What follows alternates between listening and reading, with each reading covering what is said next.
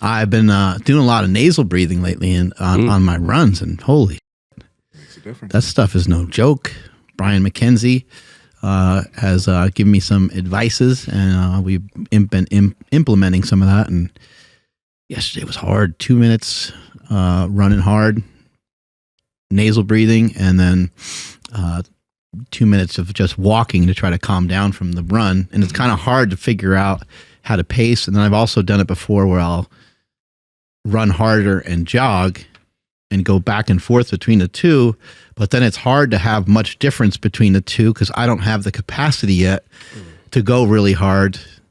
You know what I mean? And I don't have the capacity to recover that well in between with a slow jog.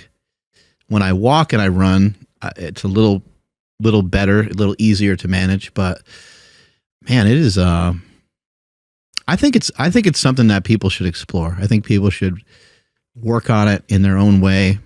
You know, maybe just try 30 seconds or so. But what happens is, and do a couple rounds of it. So maybe 30 seconds of some nasal breathing. Let's just say on like an Aerodyne bike, and don't go like. There's no reason to really sprint if you don't have that kind of. If you're not in that kind of shape, but just put in a good effort. You know, scale of 1 to 10, put in like a 6 or something. Pop off of there and walk for maybe a minute, maybe even 90 seconds. Still continuing to breathe in and out of the nose. Hop back on there. Go, at a 6 or a 7 again for 30 seconds. Do that maybe like 5 rounds of that. What you'll find is you end up with like an accumulated fatigue, and it's you end up with some oxygen debt. So if you do one set of it, you're not going to really. You might be like, man, that felt kind of difficult, but it's the accumulation over time, and I think it's the accumulation over time that gets us. And we don't even necessarily recognize it sometimes. We don't realize how much fatigue has kind of built up in something. And, I just kind of think that your workouts are only as good as your recovery. And when you do stuff like nasal breathing, it puts such a limiting impact on your training in the beginning, that you don't have to think a lot about recovery. Recovery is kind of handled for you because you can't really do much yet. It's absolutely baked in. I was talking like Smokey is starting jiu-jitsu tomorrow. Oh, that's He has awesome. his first class of jiu-jitsu tomorrow.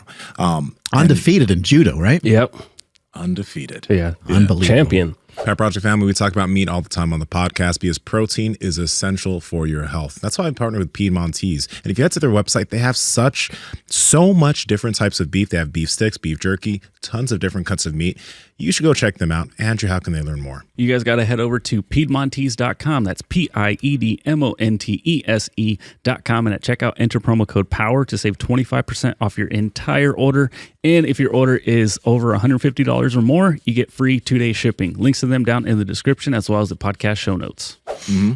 But one thing that's interesting is that, if you start jujitsu, if you start running or anything, if you can just build the habit of nasal breathing while you're doing these exercises, it is baked. It's almost like baked in recovery because you have a limit of how hard you can go. When you get to that point, you can just try to calm down, try to slow yourself down so you can keep within that. But you'll notice you can come back and maybe do the same workout tomorrow or the next day. You're not as beat up as if you went at a 10, started huffing and puffing and really riled yourself up, and then you feel super beat up that you can't work out again for a few days. And the cool thing with this too is I've been seeing a lot more people start talking about how beneficial nasal breathing during different types of exercise can be. It's a skill, but once it becomes habit, it will make such a big difference in terms of your overall output. Try it on a day where you're doing like accessory work in the gym. You're doing like arms and shoulders and stuff. Maybe it's not appropriate if you're trying to power lift and you're doing your bench squats and deadlifts because maybe you have a particular way that you breathe, and I'd hate to see you hurt yourself if you're not used to it. So maybe just do it with the assistance exercises, but just imagine doing some step ups and in between you're doing some curls or something like that. It is really, really tough to manage. And of course, breathe, whatever way you need to actually recover from it. So don't hurt yourself and don't pass out. But get yourself to a point where you're like, holy fuck, man, this is getting to be really difficult. For me, I have to sometimes grab my nose because I'm like, man, I cannot, the next thing is for me to, just start using my mouth, but I'll do that so I can really try to get good air in and out. And then plus I'm blowing snot everywhere and stuff. It's kind of cold out and it's just, but you get over all that. You know, people ask a lot of questions about your nose being clogged and stuff.